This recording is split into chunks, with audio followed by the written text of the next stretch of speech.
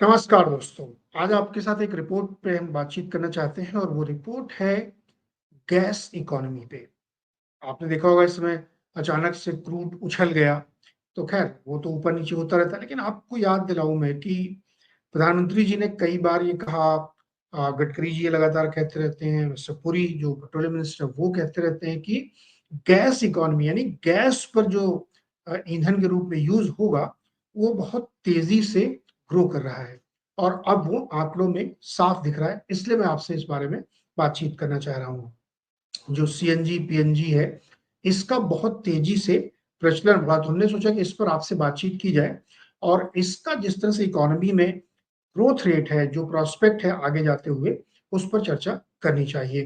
तो एक बहुत ही इंटरेस्टिंग रिपोर्ट और डेटा जो हमें मिला है, उस पर हम आपसे बातचीत करना चाहेंगे, जिसको हमने नाम दिया है सीएनजी का बूम है और ये बूम अभी आपको नंबर्स में हम दिखाएँगे, तब आपको इस पे ज़्यादा भरोसा होगा। तो ये नंबर्स पे किस तरह से आता हुआ दिख रहा है कि जो सेल है सीएनजी की, वो व्हीकल सेल बहुत तेज़ी से बढ़ रही है और सीएनजी की सेल लगभग आप ये कह सकते हैं कि पिछले वर्षों के मुकाबले काफ़ी ज़्यादा बढ़ गई है। कैसे अंदाज़ा लगता है? गाड़ियाँ जो बिक रही हैं, अगर आप देखें तो जो सीएनजी सेल्स है, व्हीकल सेल्स है, वो उम्मीद है कि इस साल 11 लाख का आंकड़ा पार कर जाएगी, टच कर जाएगी। जो सरकार ने बहुत ज़्यादा पुश दिया है क्लीन एनर्जी, ग्रीन एनर्जी को, तो उसमें गैस है, जो सीएनजी व्हीकल्स हैं, उसका एक बड़ा हाथ है कि सरकार लगातार इसको बढ़ावा दे रही है। और दूसरा जो है सीएनजी का इंफ्रास्ट्रक्चर यानी सीएनजी के स्टेशंस अगर अवेलेबल होंगे, तो निश्चित रूप से आदमी सीएनजी की गाड़ी खरीदेगा। आम लोगों की हमेशा शिकायत रहती थी कि भई जब सीएनजी मिलेगी नहीं, तो हम कहाँ से खरीदें या शहर भर में 2-4 पंप होते हैं, तो उसमें भीड़ लगी रहती है। लेकिन इस समस्या को भी दूर किया गया और सरकार ने ये समझा कि जब तक सीएनजी का या गैस का इंफ्रास्ट्रक्चर आप एक्सपैंड नहीं करेंगे, तब तक ये कहानी आगे बढ़ेगी नहीं। तो दूसरा रीज़न था कि उसमें बहुत ज़्यादा इंफ्रास्ट्रक्चर क्रिएट किए गए, सीएनजी स्टेशंस लगाए गए हैं। सीएनजी व्हीकल का जो इस समय के हिसाब से नंबर है, वो करीब 7.5 मिलियन या 75 लाख आप कह सकते हैं, जो कि बहुत तेज़ी से बढ़ रहा है। आगे कुछ आंकड़े हम आपको और दिखाएँगे ना, तो आपको बहुत सरप्राइज़िंग आंकड़े वो लगेंगे और इसीलिए मैं भी टेम्प्टेड हुआ कि इस रिपोर्ट को आपके साथ शेयर ज़रूर करना चाहिए। अब ये जो चौथा पॉइंट है कि इट्स अ 3x यानी 3 times increase from 2.6 million in 2016। FY 26 जो 16 था, 2016 का जो वित्त वर्ष था, उस समय केवल 26 लाख गाड़ियां थी जो सीएनजी से चलती थी, लेकिन आज वो संख्या बढ़ के हो गई है 75 लाख। तो यानी बहुत रैपिड ग्रोथ इसमें देखने को मिली है। रैपिड ग्रोथ कितनी देखने को मिली है? ये तकरीबन 12% का सीएजीआर दिखाता है। इस रफ्तार से गाड़ियों की संख्या बढ़ी है जो कि सीएनजी से चलती हैं। More than 30 CNG car models are available. अब जैसे हमने कहा कि गाड़ियां सीएनजी की अवेलेबल हैं, सरकार का बहुत पुश है इस पे और सीएनजी का इंफ्रास्ट्रक्चर बढ़ा है, लेकिन गाड़ियां भी हैं, मतलब 30 वैरायटी की गाड़ियां हैं इस समय जो सीएनजी से चलती हैं और आप खरीद सकते हो। और आपने सुना होगा अब तो टू व्हीलर भी आ गए, बजाज ने लॉन्च किया था, अब बहुत सारी कंपनियां प्रयास कर रही हैं। तो सीएनजी का हर मॉडल में अवेलेबिलिटी है, चाहे वो कमर्शियल हो, पर्सनल गाड़ी हो, थ्री व्हीलर्स हो, इवन टू व्हीलर्स में।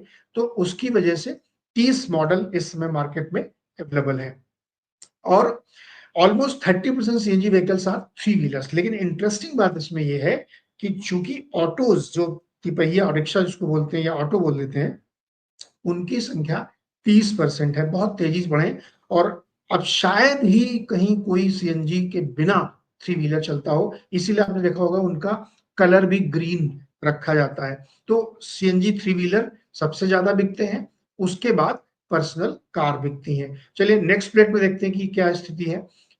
अब जैसा हमने शुरू में कहा था कि ग्रोथ इतनी तेज क्यों आ रही, वो समरी थी। अब आप जरा ग्रोथ का देखिए, rapid growth in gas infrastructure है, बहुत तेजी से है। इससे जुड़ी हुई सभी कंपनियों ने, इस सरकार ने बहुत प्रयास किया है।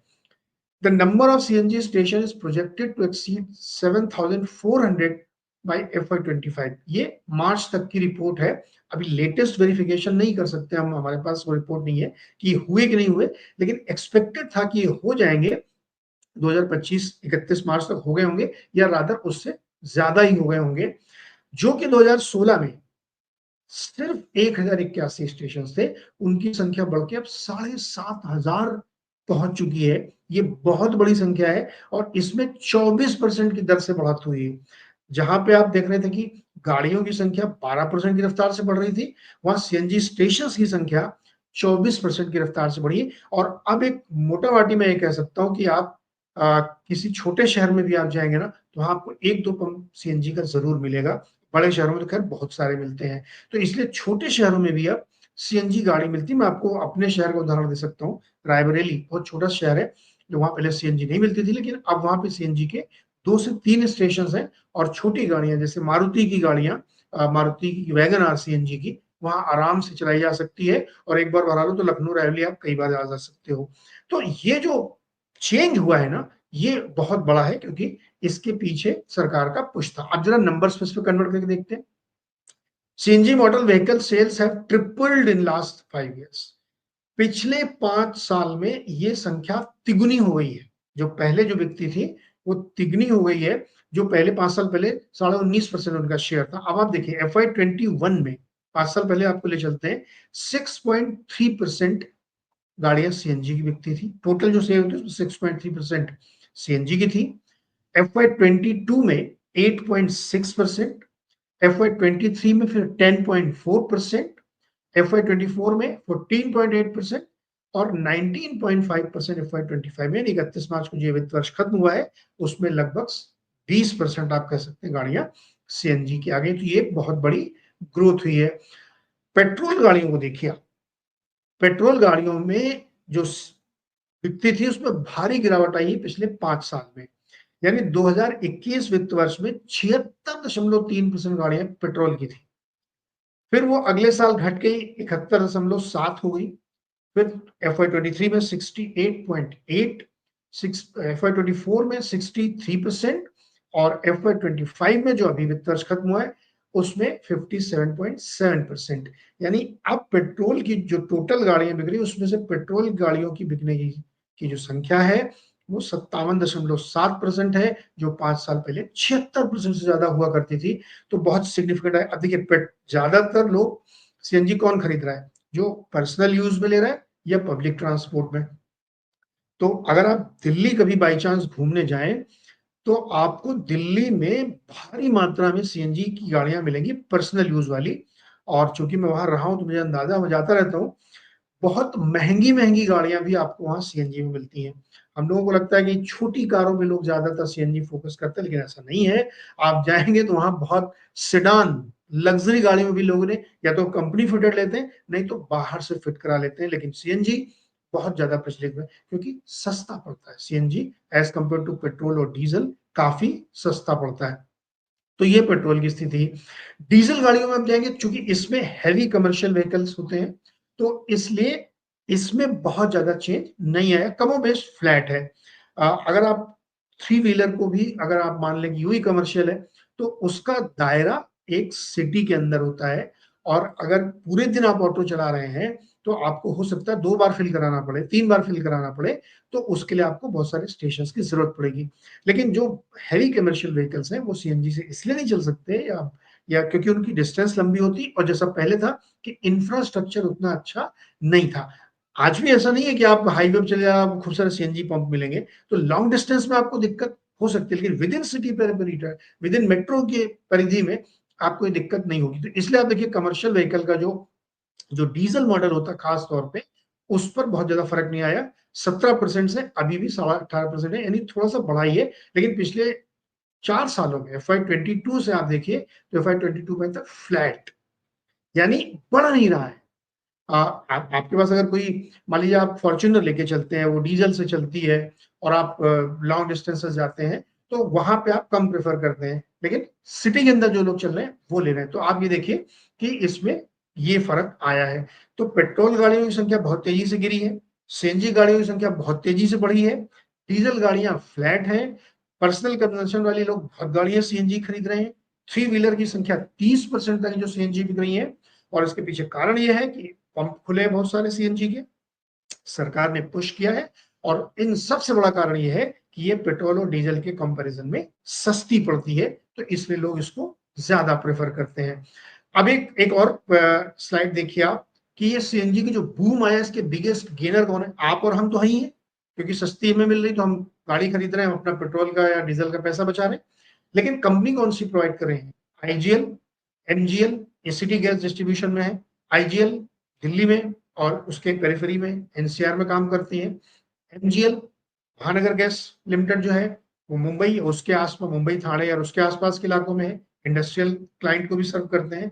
गेल, गेल इसका सबसे बड़ा प्लेयर गेल एक्चुअली, क्योंकि गेल सबसे बड़ी इस देश की गैस कंपनी आप कह सकते हैं, जो मार्केटिंग और इंफ्रास्ट्रक्चर की सबसे बड़ी कंपनी है। इनके पास सबसे ज्यादा गैस पाइपलाइन है, तो इसकी वजह से गेल की डोमिनेंस बन जाती है। गेल वैसे तो बहुत बड़ी कंपनी है, जो पेट्रोकेमिकल में भी है, पॉलीमर्स में भी है, बहुत सारे बिजनेसेस हैं इनके। लेकिन जो मेन फोकस इनका है, जो मेन बिजनेस है, वो गैस का है। तो गैस की पूरे देश में जो B2B पाइपलाइंस हैं वो गेल्स की हैं, और गेल ने लगातार इसमें पैसे खर्च किए हैं। B2C यानी आईजीएल, आप बी टू बिजनेस से कंज्यूमर, आप गए और आपने गैस भरा तो आप आईजीएल में जाते हैं, लेकिन आईजीएल को गैस कौन देता है? गेल, वो गेल से लेते हैं गैस, क्योंकि गेल इस देश में नेटवर्क है, मार्केटिंग और ट्रांसपोर्टेशन का काम है इनका मेन। तो गेल का वर्चस्व इसलिए भी ज्यादा है क्योंकि वो जैसे ना कि एक होलसेलर है वो, और बाकी सब रिटेलर हैं, तो उसका फायदा है। प्लस गेल के पास बहुत सारे गैस ब्लॉक्स हैं, बड़ी बड़ी इन्होंने यूएस में, कतर में डील कर रखी हैं, जहां से ये गैस मंगाते हैं, लाते हैं, फिर वो पोर्ट में जाके रीगैसिफिकेशन होती है, फिर वहां से आती है और ये पंप तक पहुंचती है। अडानी टोटल भी है, गुजरात गैस भी है, पेट्रोनेल जी B2B, वो बल्क में खरीदते हैं, बल्क में बेचते हैं वो। लेकिन ट्रांसपोर्टेशन में या जो रीगैसिफिकेशन है या बेड्स है जो बहुत जगहों से लेके आते हैं, उसमें गेल का आता है। तो ये 5-6 कंपनियां आप देखेंगे तो इसकी बिगेस्ट बेनिफिशियरी है जो पूरी गैस इकोनॉमी बन रही है। अब इसमें दिलचस्प बात है, देखिए कि अडानी टोटल को हटा दें अगर आप, बाकी सारी कंपनियां सरकारी है, ये PSUs है, आईजीएल, एमजीएल, गेल, गुजरात गैस, पेट्रोनेट। और इंटरेस्टिंग बात यह है कि आईजीएल वगैरह गेल प्रोमोटेड कंपनी है, मतलब आईजीएल का जो शेयर होल्डर उसमें गेल भी है।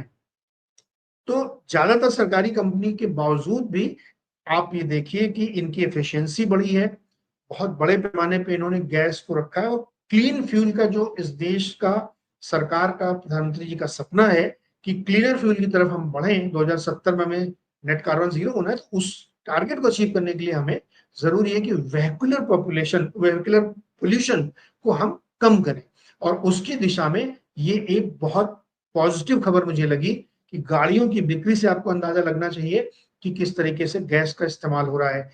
दूसरा, इंडस्ट्रियल यूज भी बहुत होता है, तो जिसमें गुजरात गैस, एमजीएल, आईजीएल, ये इंडस्ट्रियल गैस भी सप्लाई करती है, यानी जो बहुत सारी कंपनियां चलती, कारखाने, फैक्ट्रियां चलती हैं, वो गैस का इस्तेमाल करती है फ्यूल के लिए। तो अगर आपने नाम सुना हो मोरबी, वहां पे बहुत बड़ी तादाद में टाइल्स की कंपनीज हैं, वो यूज करती हैं। जब बहुत महंगी हो जाती है तो फिर ये दूसरे तरीके भी अपनाने लगती हैं, लेकिन लार्जली गैस पे डिपेंडेंट है। फर्टिलाइजर कंपनियों को बहुत गैस लगती है, वो सप्लाई होती है। तो ये जो इकोनॉमी डेवलप हो रही है, ये न सिर्फ पोल्यूशन कम करेगी, ग्रीन एनर्जी को बढ़ावा देगी, बल्कि ये फॉसिल फ्यूल, ये भी एक्चुअली एक तरीके से फॉसिल फ्यूल ही है, लेकिन इसको इंटरमीडिएटरी फ्यूल कहा जा सकता है।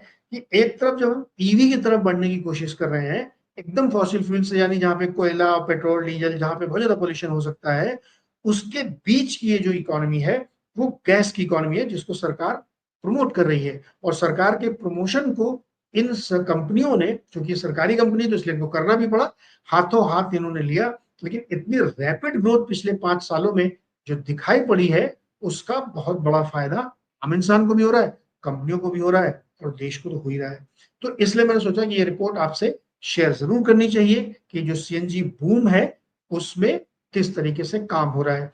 चूंकि मैंने यहाँ पे शेयर्स के नाम लिए हैं, इसलिए मैं डिस्क्लोजर दे दूं कि आप कोई भी शेयर कहीं भी खरीदें, बेचें, होल्ड करें, व्हाटएवर, आप किसी अपने फाइनेंशियल एडवाइजर से राय लीजिएगा।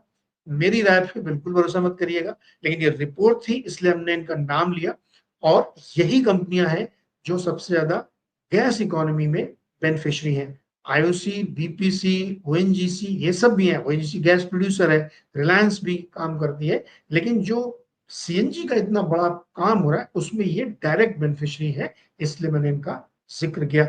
मैं ये उम्मीद करता हूं कि निश्चित तौर पे आपको इस रिपोर्ट से जरूर फायदा मिला होगा, और मैं हमेशा ऐसी ही चीजें आपको बताता हूं जो डेटेड नहीं है कि आज बताया कल उसका इम्पैक्ट होगा, लेकिन ये लॉन्ग रन में आप देखेंगे, मीडियम टर्म में देखेंगे तो ये आपको बहुत फायदा देगी ये रिपोर्ट।